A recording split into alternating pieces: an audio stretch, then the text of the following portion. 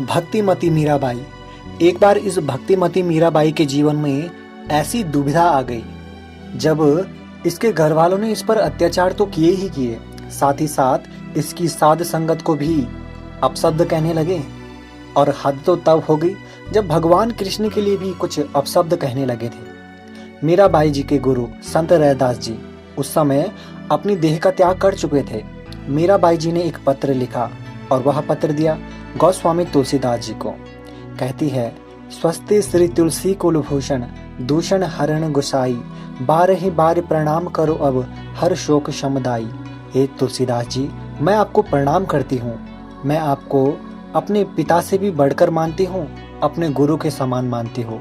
लेकिन अब तो हद हो गई है, क्योंकि यहाँ जो मेरे घर वाले हैं मुझ पर तो अत्याचार कर ही रहे हैं, साथ ही साथ इन्होंने मेरी साध संगत पर भी अत्याचार करने लगे।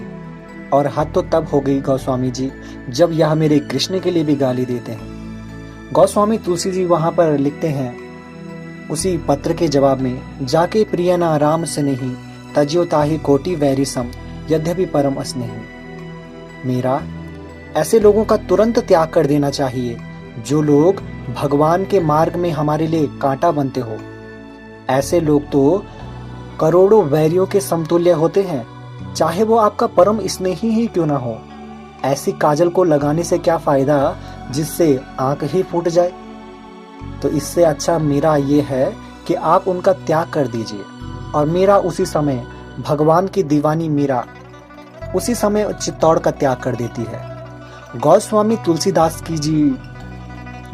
तुलसीदास जी ने जो उनको लिखा कि मीरा, समाज में तो संगति भी है और कुसंगति भी है, लेकिन उसकी पहचान हमें करनी होगी कि संगति कैसी और कुसंगति कैसी। संगति वह जो हाथ में रखे हुए चंदन की तरह जब तक हाथ में है तब तक आपके जीवन को तो महकाता ही रहेगा, और यदि हाथ से चला गया तो भी आपके जीवन में एक ऐसी महक छोड़ जाएगा जो आपको शांति देगी। और कुसंगति हाथ में रखे हुए कोयले की तरह, जब तक हाथ में है तब तक काला तो है ही है, लेकिन जैसे फेंक भी दो हाथ में एक कालिक छोड़कर ही जाएगा। ये होता है संगति और कुसंगत का प्रभाव। डिसीजन तो हमें लेना है कि हमें किस संगत में रहना है, क्योंकि हमारे शास्त्र ग्रंथों ने कहा है कि हमेशा जो हमें संगति करनी चाहिए वो संतों की संगति करनी चाहिए, क्योंकि संतों की जो संगति है वो आपके जीवन को तो महकाएगा ही, साथ ही साथ यही लोग तो आपका सुधरेगा, परलोक भी आपका सुधर जाएगा। इसीलिए हमें संतों की संगत में रहना चाहिए। अब आप कहेंगे कि आज के समय पे कैसा पॉसिबल है संतों की संगत में रहें, तो सबसे पहली बात तो यह है कि आप इस समय घर में हैं, आपके पास इंटरनेट की हर एक फैसिलिटीज अवेलेबल है। परमात्मा ने इतनी व्यवस्था तो आपके लिए कर ही दी है कि आप घर बैठे बैठे संतों की संग कर सकते हैं। फेसबुक के माध्यम से, इंस्टाग्राम के माध्यम से, यूट्यूब के माध्यम से, फेसबुक के माध्यम से, व्हाट्सएप के माध्यम से, जो आपके पास एप्लीकेशन है उनके माध्यम से आप संगति कर सकते हैं, क्योंकि संगति का प्रभाव ही आपके जीवन की क्रिया व प्रतिक्रिया को दर्शाएगा। यहाँ पे मुझे एक आइंस्टीन की एक स्टोरी याद आती है। आइंस्टीन जिस समय थ्योरी ऑफ रिलेटिविटी का लेक्चर देकर आ ही रहे थे, तो गाड़ी में जैसे ही बैठा तो कुछ दूर जाते ही ड्राइवर ने उनसे क्वेश्चन किया, सर जो आप ये थ्योरी ऑफ रिलेटिविटी का एग्जाम्पल देते हैं, जो भी आप ये लेक्चरर करते हैं, ऐसा लेक्चर तो मैं भी दे सकता हूँ। आइंस्टीन ने कहा आपको मौका दिया जाएगा। अब हुआ यूं, एक समय ऐसा आ ही गया जब आइंस्टीन को कहीं बुलाया गया। आइंस्टीन ने अपने ड्राइवर से कहा, अब तुम मेरी ड्रेस को पहनो और नकली आइंस्टीन बन जाओ। ड्राइवर ने ठीक ऐसा ही किया। ड्राइवर गया, थ्योरी ऑफ रिलेटिविटी को मंच से अच्छे तरह से समझा दिया। अनपढ़ ड्राइवर जिसको रत्ती भर का भी कुछ नॉलेज नहीं, उसने थ्योरी ऑफ रिलेटिविटी को अच्छे से एक्सप्लेन कर दिया। तभी वहां भीड़ में से एक व्यक्ति ने प्रश्न करते हुए कुछ प्रश्न रखा। अब वो उस नकली आइंस्टीन को नहीं आता था, तो उसने कहा बस इतना सा जवाब, ये तो बैठा बैठा मेरा वहां पर ड्राइवर भी ये जवाब दे देगा। अब आइंस्टीन जो असली आइंस्टीन था, जो ड्राइवर बना हुआ था, वो मंच पे आता है और मंच पे शाबाशी देते हुए कहता है, देखो मेरी संगत में रहकर यह थ्योरी ऑफ रिलेटिविटी को समझ गया है। अनपढ़ है, पढ़ा लिखा बिल्कुल नहीं है, लेकिन थ्योरी ऑफ रिलेटिविटी को कितने अच्छे से एक्सप्लेन करके इसने दिखा दिया। ये होता है संगति का प्रभाव। हमारे समाज में संगति भी है, कुसंगत भी है। इसीलिए कहा भगवान कृष्ण ने कि संतों की संगत में जाओ, क्योंकि हे उद्धव मोहे संत सदा अति प्यारे। संत हो तो मैं मिल जाऊं, और संत नहीं तो मैं कहां से मिलूं। इसीलिए उद्धव संत सदा अति प्यारे, जाकी महिमा वेद उचारे। मेरे कारण छोड़ जगत के भोग पदार्थ सारे। उद्धव मोहे संत सदा अति प्यारे। इन संतों की जो महिमा है वो वेदों तक ने उचारी है। हमारे पुराणों, हमारे इतिहास ग्रंथ सभी ने, हमारी इन कहानियों ने भी संतों की महिमा गाई है। लेकिन जहाँ संत है वहाँ असंत भी अवश्य है। लेकिन पहचान कैसे करें? क्या पहचान है हमारे पास कि कौन असली है और कौन नकली है? क्योंकि बातें सब एक जैसी करते हैं, कपड़े सब एक जैसे ही पहनते हैं, बोली भी सबकी एक जैसी ही है, और ज्ञान भी सबका एक जैसा ही है लगभग। क्योंकि आज के समाज में बातें तो बहुत सारे लोग कर लेते हैं, तो अब कैसे पहचाने कौन असली कौन नकली? बहुत छोटा सा उदाहरण है। भगवान कृष्ण ने कहा है कि तत् विधि परिनिपातेन परिप्रश्नेन सेवया उपदीक्षन्ते ते ज्ञानम ज्ञानिना तत्वदर्शिना। ऐसे संत की शरण में जाओ जो तुम्हें तत्व ज्ञान का उजागर, उस रहस्य को आपको जना दे, दिखा दे। उसके पश्चात जब आप पे कृपा होगी तो वह कृपा कैसी होती है? संत विशुद्ध मिलहि परखेहि, चितवहि राम कृपा कर जेहि। राम कृपा तब दर्शन भयहु, शोक विषाद संशय सब भयहु। फिर जब आप पे राम की कृपा होगी तो आपको साफ साफ राम का तत्व स्वरूप का दर्शन हो जाएगा। आपको विराट स्वरूप का दर्शन उसी ज्ञान के अंतर्गत हो जाएगा। आपको आपके ही जीव का दर्शन, आपको निज स्वरूप का ही दर्शन हो जाएगा। आपको आत्मा का दर्शन हो जाएगा। तीनों प्रकार की दृष्टियां आपको मिल जाएंगी अगर विशुद्ध संत आपकी जिंदगी में है। अगर आपकी जिंदगी में अभी तक ऐसा विशुद्ध संत आया ही नहीं तो फिर आपने अभी तक किसी संत की परख की ही नहीं, और आप अभी तक वहीं के वहीं फंसे हुए हो। इसलिए आगे बढ़िए, संतों की संगत कीजिए, क्योंकि संतों की संगत में ही भगवान मिलने वाले हैं। हमें आगे बढ़ना होगा। जब मीराबाई ने इस पत्र को पाया तो अब मीराबाई गलियों बीथियों में गाने लगी। पायो जी मैंने राम रतन धन पायो, वस्तु अमोलक दई मेरे सतगुरु, कर कृपा कर अपनायो। बहुत ही खूबसूरत मस्त अंदाज में गाने लगी। मायरी मैनु गोविंद लीनो मोल, मीरा के गिरधर नागर तो आवत प्रेम के मोल। वह तो प्रेम के मोल बिकने वाला है। अब आप कितने प्रेम करते हो और कितनी संगत में बैठते हो? क्योंकि आपका जो आज की जो लाइफ स्टाइल है इसमें अधिकतर लोगों को देखा जाए कोई भी मतलब संतों से पूरी तरह से विश्वास उड़ा हुआ है, लेकिन जहां असली है वहां नकली भी जरूर है। भले ही संत असंत भी इस समाज में बहुत है, लेकिन पहचान तो हमें करनी ही होगी, जो हमें तत्क्षण, क्योंकि कहा भी गया अखंड मंडलाकारं व्याप्तम येन चराचरम तद पदम दर्शितम येन तस्मै श्री गुरुवे नमः। ऐसे गुरु के चरणों में नमस्कार कीजिए जो तत्पदम, उस अखंड मंडल जो संपूर्ण ब्रह्मांड में व्याप्त, वो सर्वव्यापी जो परमात्मा है उसका दर्शन जो करा दे। ऐसे सतगुरु के चरणों में हमें नमस्कार करना चाहिए और हमें भगवान की तरफ बढ़ना चाहिए। इसीलिए भगवान श्री कृष्ण ने बहुत ही सुंदर लाइनों में कहा है, उद्धव मोहे संत सदा अति प्यारे, जाकी महिमा वेद उचारे। मेरे कारण छोड़ जगत के भोग पदार्थ सारे। उद्धव मोहे संत सदा अति प्यारे। इसलिए अपनी आगे बढ़िए, अपनी यात्रा को आगे कीजिए, बैठे मत रहिए। आज का समय परमात्मा ने इतना अच्छा समय दे दिया आपको कि हाँ, हम तो बिजी लाइफ में रहते हैं भाई, हमारे पास समय नहीं है संतों के पास, लेकिन परमात्मा ने इतना अच्छा समय दे दिया कि आप घर बैठे संतों के प्रवचनों को सुन सकते हैं। जांच पड़ताल आप घर बैठे ही कर सकते हैं। इतने आप में सामर्थ्य है, इतना आपके पास विवेक है ऑलरेडी।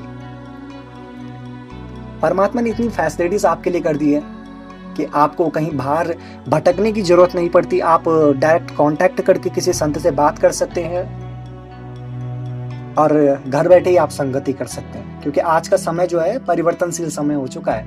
विज्ञान अपनी चरम सीमा पर पहुंच चुका है, आध्यात्म भी अपनी चरम सीमा पर पहुंच चुका है। कृतयुग अब बस समाप्त होने ही वाला है। बाकी धरती की सफाई किस तरह से चल रही है ये आप सब लोग आप देख ही रहे हैं। डरना बिल्कुल नहीं है, क्योंकि डर तो वास्तविकता में ऐसा है जिसके बारे में हमें बिल्कुल नॉलेज नहीं रहता। डर उसी चीज का रहता है। जब आपको यह नॉलेज हो जाएगा तत्व ज्ञान का, जब आपको तत्व ज्ञान का नॉलेज हो जाएगा फिर आपका यह डर, आपका यह वहम पूरी तरह से समाप्त हो जाएगा। क्या होती है मृत्यु? जीवात्मा का किस तरह से शरीर से बाहर निकलना, किस तरह से यह जीवात्मा शरीर से बाहर निकलते ही अनेक लोगों को जाती है, यह सब कुछ आपको ज्ञान में देखने को मिलेगा। उसी तत्व, उसी सनातन ज्ञान में आपको देखने को मिलेगा जो आज में भगवान श्री कृष्ण ने सूर्य को दिया था। सूर्य ने अपने पुत्र मनु, मनु ने इक्ष्वाकु को। इस तरह से यह ज्ञान सप्त ऋषियों के पास, कुछ राज ऋषियों के पास चले गया। इस तरह से यह ज्ञान कुछ समय के बाद लुप्त हो गया। लेकिन वर्तमान समय में भगवान कल्कि ने इसी ज्ञान के रहस्य का उजागर किया है और हजारों हजारों भक्त सेवकों को इस ज्ञान का रहस्य का उजागर बता दिया है, जिन्होंने अपनी जिंदगी को परमात्मा के प्रति समर्पित भी कर चुके हैं। तो आप भी इस समय को गंवाना मत और परमात्मा से यही प्रार्थना कीजिएगा कि हे प्रभु, बस एक विशुद्ध संत हमारे जीवन में आ जाए ताकि हम आपसे मिल सकें। और हाँ, यह भी ध्यान रखिएगा, किसी संत पे आप चिपक के मत बैठिएगा, क्योंकि आपको संत को नहीं पकड़ना, आपको परमात्मा को पकड़ना है। इसलिए आगे बढ़िए। और हाँ, भगवान कल्कि की खोज तो आपको ऑलरेडी करनी है। और जैसे कि मैं भगवान कल्कि की बात कर ही रहा हूँ, कई वीडियो में मैंने की भी है।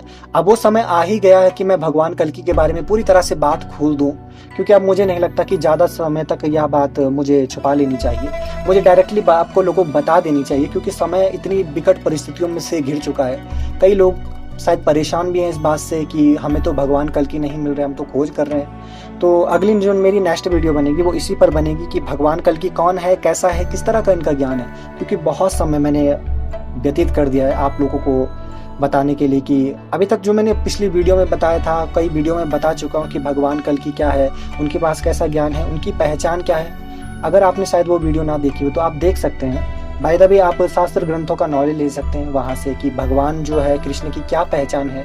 क्योंकि देखो, कृष्ण की जितनी भी लीलाएं थी, लीलाओं से कभी भी वो भगवान घोषित नहीं हुए। इतना बड़ा सुमेरु पर्वत उठाया, तब भी किसी ने भगवान स्वीकार नहीं किया। इतने भोले लोग, उनको भगवान नहीं माना। इतने राक्षसों का अंत किया, कहाँ कोई भगवान स्वीकार किया।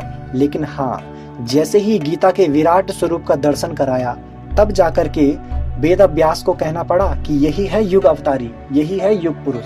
जो भगवान विष्णु थे, जो भगवान राम थे, अब यही भगवान कृष्ण है और वर्तमान में यही भगवान कल्कि है। क्या है उनका नाम, उनकी पूरी डिटेल, हालांकि संख्या तो आपके पास कई होंगी। अरे ऐसा भगवान कल्कि, अभी तो ये युग चल रहा है, अभी तो वो युग चल रहा है। धीरे धीरे आपका जो सारे डाउट्स हैं वो सारे के सारे क्लियर होते चले जाएंगे। फिलहाल आप संगति करो, संतों की संगति करो, देखना आपका विवेक जो है जागृत किस तरह से होता है। और हमारे डिस्क्रिप्शन में तत्व ज्ञान के बारे में काफ़ी कुछ जानकारी दी गई है। आप उस साइट पे जाइएगा, वहाँ से नॉलेज लीजिएगा। अगर आपको व्हाट्सएप पे मैसेज चाहिए तो आप वहाँ से जितने भी कॉन्टैक्ट्स है जीमेल के द्वारा प्राप्त कर सकते हैं। उसको जब तक आपका विवेक जागृत नहीं हुआ तब तक भगवान कल्कि भी आपकी समझ से आने वाले नहीं, क्योंकि भगवान जो कल्कि है वो ज्ञान से ही प्रमाणित होगा। आप स्वयं कहेंगे कि हाँ, यही है भगवान कल्कि। जब आपको उस तत्व ज्ञान का पता चल जाएगा या फिर आप उसका नॉलेज लेंगे, तब जाकर आप पता चलेगा। वरना आपकी बुद्धि ऐसे ही भ्रमित होती जाएगी, भैया मैं तो नहीं मानता भगवान कल्कि को। जैसे बहुत सारे लोग हैं। एक ऐसा ही व्यक्ति है, एक छोटी सी कहानी बताना चाहूँगा कि नया नया भक्त बना था परमात्मा का और कहा परमात्मा के मंदिर में जाते ही, प्रभु देख प्रभु, मैं तो तेरा नया नया भक्त हूँ, बस तू एक काम कर दे, मेरे जो लड़का है उसकी शादी नहीं हो रही प्रभु। कहीं बहुत जगह मैंने ट्राई कर लिया, लेकिन बस इस महीने के अंदर प्रभु तू कुछ ऐसा काम कर दे, ऐसा चमत्कार कर दे कि बस इसी महीने उसकी शादी हो जाए। अब भाग्यवश शादी तो होनी ही थी, उसी महीने रिश्ते भी आ गया, शादी भी हो गया। अब क्या होना था, परमात्मा के प्रति उसका विश्वास तो और ज्यादा बढ़ गया कि चलो यार, प्रभु ने कितनी अच्छा काम कर दिया। अब हुआ यूं कि लड़का तो था बेरोजगार, घर में होने लगी पैसों की कमी।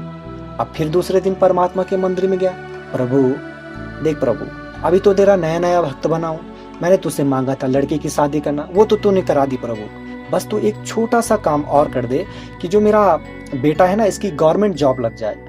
चलो, ऐसा तो होना ही था, वो तो होनी ही थी, गवर्नमेंट जॉब भी उसकी लगनी ही थी, वक्त आने पर लग गई। अब उस व्यक्ति का विश्वास और भी चरम सीमा पर पहुंच गया। अब हुआ यूं कि जो वो व्यक्ति था उसकी पत्नी हो गई बीमार। अब वो फिर से गया प्रभु के मंदिर में, बड़ा दुखी, प्रभु बस तू मेरी पत्नी की तबीयत ठीक कर दे, फिर मैं तेरे को मानूंगा कि तू भगवान है, तू ही सत्य सनातन है, ये वो सो जो शर्त भगवान के सामने रखनी थी सारी की सारी रख दी। अब दुर्भाग्यवश तो पत्नी की मृत्यु लिखी ही थी, वो होना ही था, पत्नी की मृत्यु हो गई। दूसरे दिन गया मंदिर में, निकाली माला, फेंकी प्रभु के ऊपर, प्रभु ये पकड़ तू अपनी माला, ये पकड़ तो अपनी कंठी माला, कोई भगवान तगवान नहीं, कोई भगवान।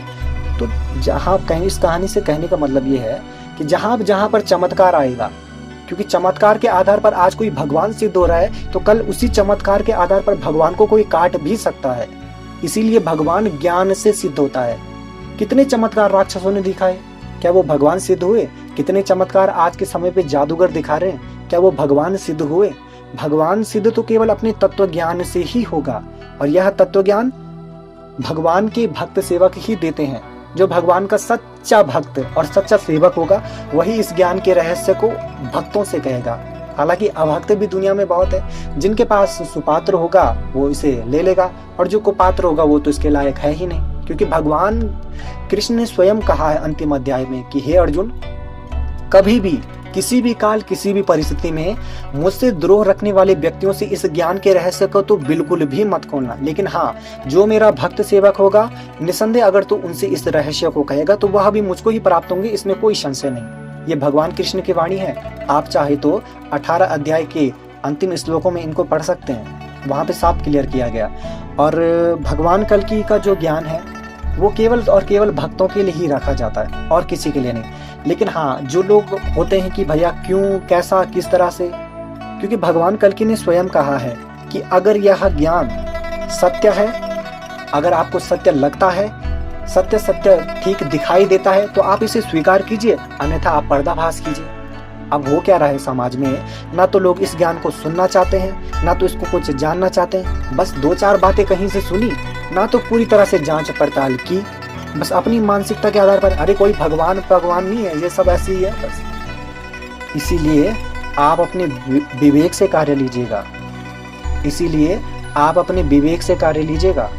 किसी के भ्रम में आने की क्या आवश्यकता है? अरे कौन किसी गली की घंटी आपको बांध रहा है कि आप डायरेक्टली इनको स्वीकार कीजिए ही कीजिए। सूर्य को अंधा माने या ना माने, उससे क्या फर्क पड़ता है? सूर्य तो सूर्य ही है। मत मानो 84 लाख योनियों को, 84 लाख योनियां तो है ही है। मत मानिए पूर्व जन्म को, आपके मानने या ना मानने से क्या फर्क पड़ता है? क्योंकि जो चीज है वो चीज तो है ही है। इसलिए देर मत कीजिएगा, संतों की संगत में बैठिएगा। भगवान कृष्ण की उस पंक्ति को याद कीजिएगा, ऊधो मोहि संत सदा अति प्यारे। फिलहाल हम लेते हैं इजाजत, तब तक के लिए। हाँ, और एक बात और छोटी सी कहना चाहूंगा कि नेक्स्ट वीडियो में अब मैं भगवान कल्कि के बारे में पूरा जो वर्णन है, जितना भी वो, जहाँ तक भी मुझे पूरी जानकारी है, मैं पूरा नेक्स्ट वीडियो में जरूर बता दूंगा। ये मेरा आपसे पूरा वादा है। नेक्स्ट वीडियो आएगी उनके लिए, तब तक के लिए जय श्री राम। आगे बढ़िए, धन्यवाद।